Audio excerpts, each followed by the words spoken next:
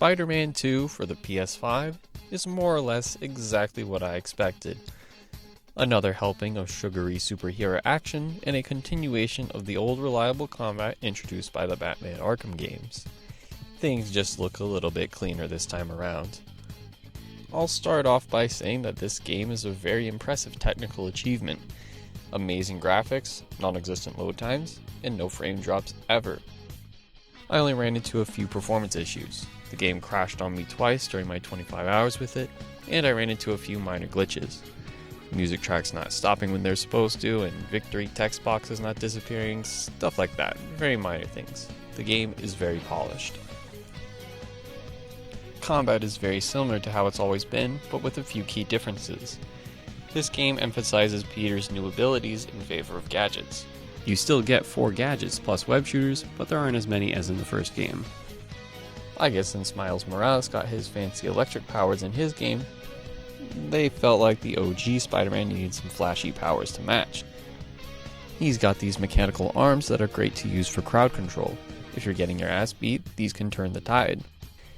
I particularly like the symbiote yank, since you can upgrade it to have no limit to the amount of grabbable enemies, and you can do shit like this. Juicy. Miles plays almost exactly like Peter, the only difference being his L1 abilities and super move. It would have been cool to have Miles play just a bit differently, so switching to him would feel more special, but I understand why they didn't. He shares the spotlight with Peter, so having his gameplay be different would be a huge risk. I'm at least glad that he's about as fun to control as Peter is. I don't really mind these changes since I don't really like using gadgets that much. However, the game is on the easy side thanks in part to how powerful the L1 abilities are. It's not brain dead, but not challenging enough for my taste, even on spectacular difficulty. I wish that the ultimate difficulty option was available from the start instead of something that you needed to beat the game to unlock. Another thing new to this game is parrying. It seems like every series nowadays wants to have a parry button. Metroid, Resident Evil, Sonic, and now this game. It's not all that necessary since perfect dodging is just as reliable, and even yellow attacks can be jumped over, but my Sekiro loving ass couldn't help but use it all the time. It's damn satisfying. Fuck it, every game from now on should have a parry button. Stealth returns, and like in the previous games, I barely used it. I'm not big on stealth in video games in general, so it's probably just a me thing.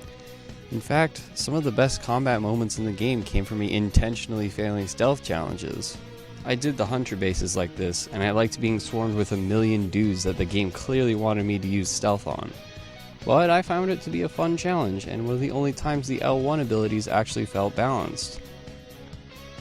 There's only one little snag in the combat, and it's the lack of a manual lock-on. It's not a big issue most of the time since I don't find myself going after specific enemies, but it made it frustrating to deal with these mechanical dogs that block your abilities. I was never completely sure which enemy my character would target, so it was a little cumbersome. Boss fights are a thing in this game, and they're decent.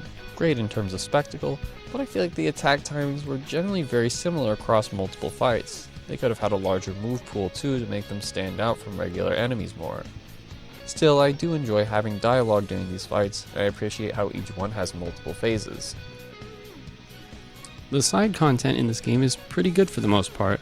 I particularly enjoyed the quest with the Flame and the Mysteriums. I like how the Wraith challenges Spider-Man's no-kill policy, and the Mysteriums featured some of the most interesting combat challenges. They also did a good job balancing the amount of side content. It's honestly the perfect amount. And the side quests are introduced gradually over the game, so it's never overwhelming. It's not hard at all to 100% this game. I did it and it only took me around 25 hours. The most annoying thing about this game is the excessive hand-holding. I've got just one question, Insomniac. Do you think I'm a fucking idiot? When you're low on health, the game tells you to heal. When you fail to dodge a blue attack, the game tells you to dodge. Take too long to beat a boss, the game tells you how to beat it. This persists through the entire game. Yes, I know how to heal, I've been doing it for the past 20 hours. Look, I already feel like a dipshit for missing the timing, but for the game to be all like, you can parry those, you know? It's just an extra kick to the nuts.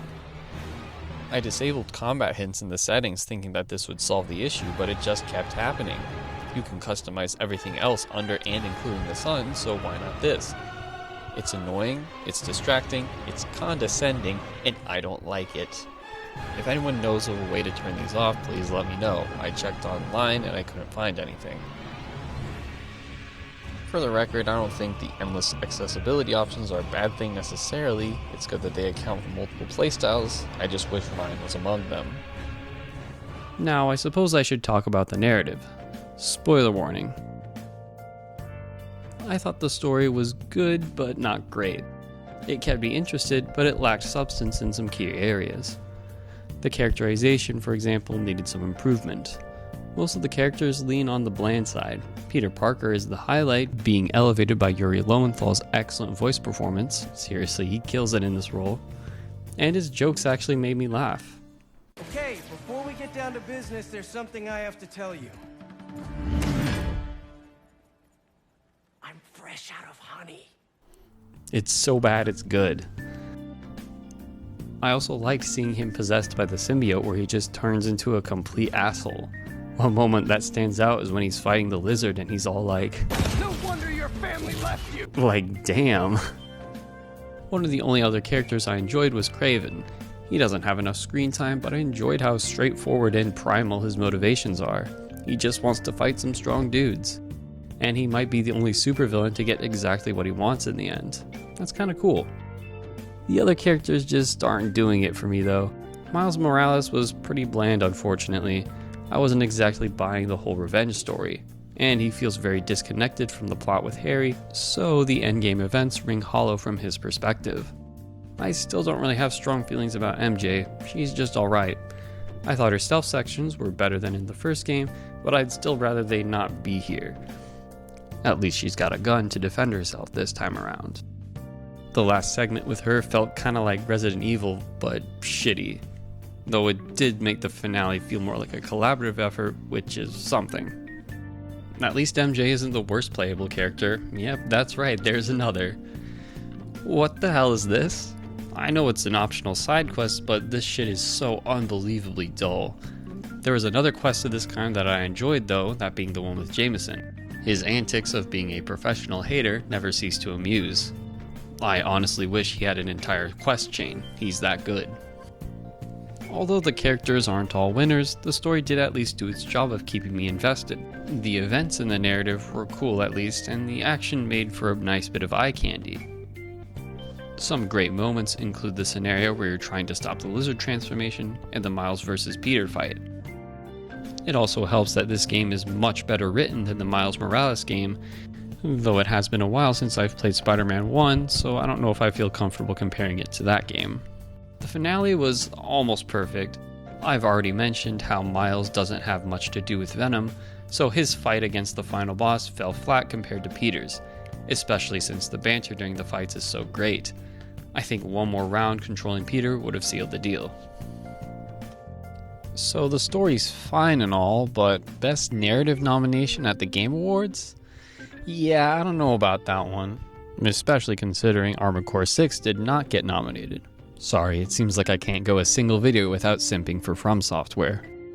Spider-Man 2 was enjoyable, really enjoyable even. I liked it enough to 100% it.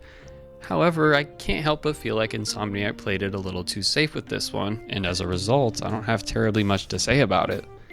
If you've enjoyed the previous outings with Spider-Man, this is an easy recommend. For those hoping for more of a drastic improvement over what's been established, you might want to look elsewhere. Thank you so much for watching, guys. I've got a video planned for that new God of War DLC that just dropped, so be sure to subscribe for that and some more gaming content. Take care.